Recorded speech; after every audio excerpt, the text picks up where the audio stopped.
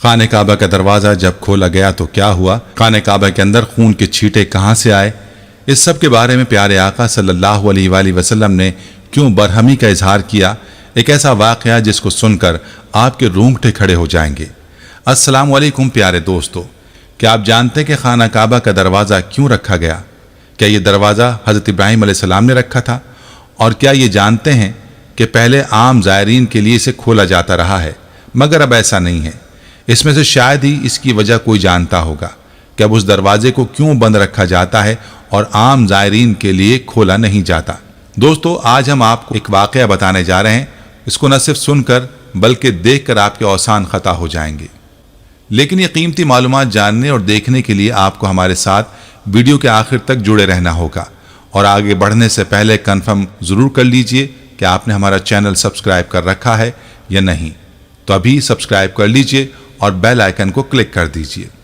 چلیے آغاز کرتے ہیں آج کی ویڈیو کا، اور پہلے آپ کو خانہ کعبہ کے دروازے کے متعلق بتاتے ہیں کہ یہ کیوں رکھا گیا۔ پیارے دوستو، کون ہے جو اللہ کے گھر یعنی خانہ کعبہ کے اندر داخل نہیں ہونا چاہتا؟ وہ گھر جس کے گرد پوری دنیا سے آئے ہوئے لاکھوں مسلمان طواف کرتے ہیں۔ ماضی میں کعبہ کا دروازہ ہر ماہ 2 سے 3 مرتبہ کھولا جاتا تھا تاکہ تمام لوگوں کو داخلے کا موقع مل سکے، تاہم آج یہ پورے سال میں صرف 2 مرتبہ کھولا جاتا ہے، ایک مرتبہ یکم شعبان کو غسل کعبہ کے موقع پر، اور دوسری مرتبہ یکم ذی الحج کو اس کے غسل اور نئے غلاف کی تبدیلی کے موقع پر۔ اس کے علاوہ یہ خادم حرمین شریفین کی اجازت سے مملکت کے مہمانوں کے لیے بھی کھولا جاتا ہے۔ دوستو، بیت اللہ کو عام داخلے کے لیے اب نہیں کھولا جاتا۔ اس کی وجہ یہ بتائی جاتی ہے، وہ یہ ہے کہ مردوں اور عورتوں کے بے پناہ رش کی وجہ سے تکلیف اور نقصان پہنچنے سے بچانا ہے، بالخصوص جبکہ حالیہ چند سالوں میں حجاج کرام کی تعداد 20 لاکھ سے تجاوز کر گئی ہے۔ ایسی صورتحال میں کعبے کے متولی اور سیکیورٹی اہلکاروں کے لیے بیت اللہ کے تقدس کو برقرار رکھنا ممکن نہ ہو سکے گا۔ دوستو، حرمین شریفین سے متعلق معلومات کی website gateway of الحرمین شریفین نے مراکش کے معروف فقیر شاعر اور سفر ناموں کے مصنف ابو سالم العیاشی متوفی کا قول بیان کیا ہے۔ انہوں نے 1059 ہجری اور 1064 ہجری اور 1072 ہجری میں یعنی 3 مرتبہ حج کی سعادت حاصل کی۔ العیاشی کے مطابق بیت اللہ سال میں 7 مرتبہ کھولا جاتا ہے۔ وہ لکھتے ہیں کہ بیت اللہ کو قربانی یعنی عید الاضحیٰ کے دن، عاشورہ کے دن، رسول اللہ صلی اللہ علیہ وآلہ وسلم کی پیدائش کے دن، اس کے علاوہ شعبان، رمضان اور ذیقعد میں کھولا جاتا ہے۔ مزید برآں قربانی کے دن کے علاوہ بھی ایک روز صبح سے لے کر زوال تک کے وقت کے لیے کھولا جاتا ہے۔ اس دوران کوئی بھی شخص کعبے میں داخل ہو سکتا ہے۔ بیت اللہ کے اعلیٰ متولی ڈاکٹر صالح زین العابدین الشیبی کعبے کا دروازہ کھولنے کی کارروائی کرتے ہیں، جہاں متولی کی جانب سے 2 افراد دروازہ کھولتے ہیں۔ ایک شخص چابی داخل کرتا ہے، دوسرا قفل کو کھینچتا ہے۔ یہ قفل تکون شکل میں ہوتا ہے۔ کعبے کے دروازے کی اونچائی 2.5 میٹر ہے، جبکہ چوڑائی 1.7 میٹر ہے۔ یہ دروازہ خالص سونے سے بنا ہوتا ہے۔ دوستو، بیت اللہ یعنی خانہ کعبہ کا دروازہ اپنی ابتدا سے لے کر آج تک تاریخی طور پر سربستہ رازوں کا مجموعہ رہا ہے۔ اس کی اولین صورت کیا تھی اور سب سے پہلے تعمیر کرنے والے کون تھے، اس بارے میں کوئی معلومات یا شواہد موجود نہیں، تاہم طویل عرصے سے کعبے کے 2 دروازوں کا ہونا مصدقہ طور پر ثابت ہے۔ کعبے کے دروازے کی دیکھ بھال ہمیشہ سے عالم اسلام کے خلفاء اور فرما رواؤں کا شیوا رہی ہے۔ وہ اللہ عز و جل کے اسماء حسنہ کے نیچے اپنے نام تحریر کرواتے اور اس پر سونے چاندی کے استعمال میں کسی قسم کے بخل کا مظاہرہ نہیں کرتے۔ البتہ کعبے کے دروازے کی کنجی آل شیبہ خاندان کے پاس ہی محفوظ رہتی ہے، اس لیے کہ وہ رسول کریم صلی اللہ علیہ وآلہ وسلم کی اپنی امت کے نام وصیت کے مطابق بیت اللہ کے متولی ہیں۔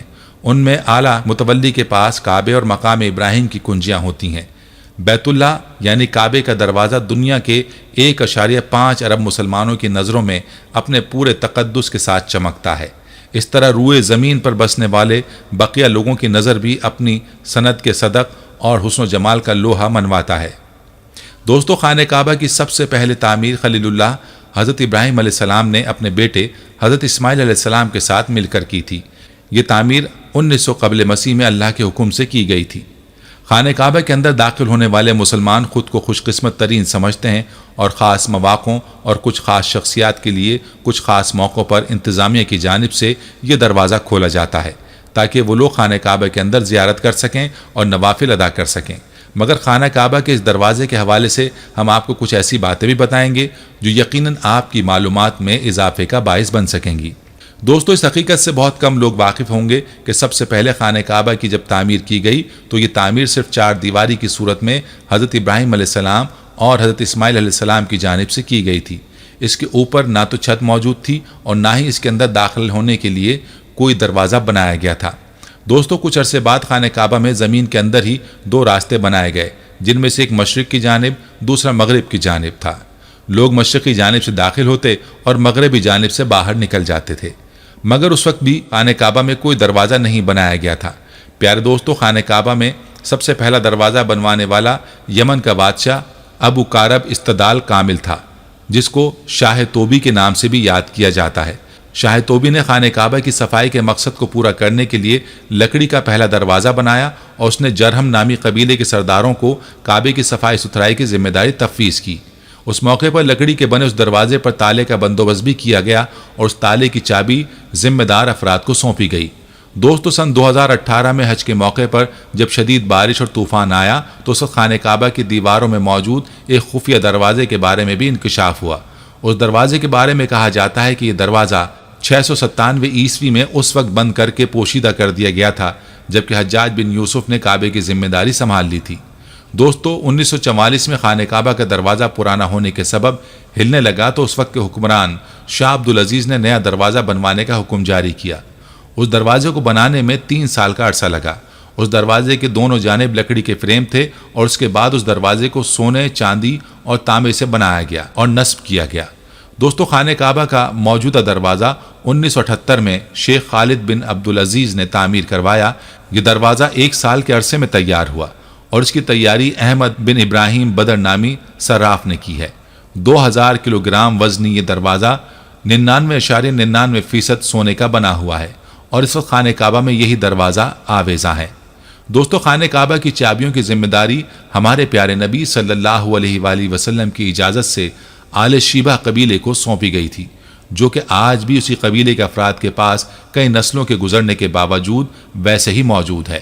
اس خاندان کے سربراہ کے پاس خانہ کعبہ کے دروازے کی چابیاں رکھنے کا اعزاز موجود ہے۔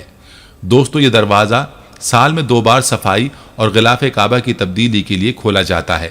ایک بار اس کو 1 شعبان میں کھولا جاتا ہے جبکہ دوسری بار 1 ذی الحج کو کھولا جاتا ہے، جبکہ ماضی میں اس دروازے کو ہر ماہ 2 سے 3 بار کھولا جاتا تھا تاکہ مسلمان جو عمرے کے لیے موجود ہیں اس کے اندر کی زیارت اور نوافل کا ثواب حاصل کر سکیں، مگر اب بہت زیادہ رش کے سبب یہ عمل ختم کر دیا گیا ہے۔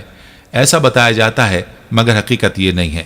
رش اور دھکم پیل تو حجر اسود کو بوسہ دینے کے لیے بھی ہوتی ہے، شیطان کو کنکریاں مارتے بھی ہوتی ہے اور حادثات بھی ہو جاتے ہیں، پر کیا ایسا ہوا دوستو کہ خانہ کعبہ کا دروازہ عام زائرین کے لیے ہمیشہ کے لیے بند کر دیا گیا؟ اس کے پیچھے ایک واقعہ ہے کہ جب دروازے کو معمول کے مطابق کھولا جانا تھا تو تب رمضان کا آخری عشرہ چل رہا تھا اور یہ اس وقت کی بات ہے جب دروازہ 1 ماہ میں 2 سے 3 بار کھولا جاتا تھا۔ 27ویں شب تھی اور دروازہ خاص طور پر اس شب کو کھولا جانا تھا۔ سب زائرین منتظر تھے اور تیار تھے کہ وہ اندر جانے کی سعادت حاصل کر سکیں۔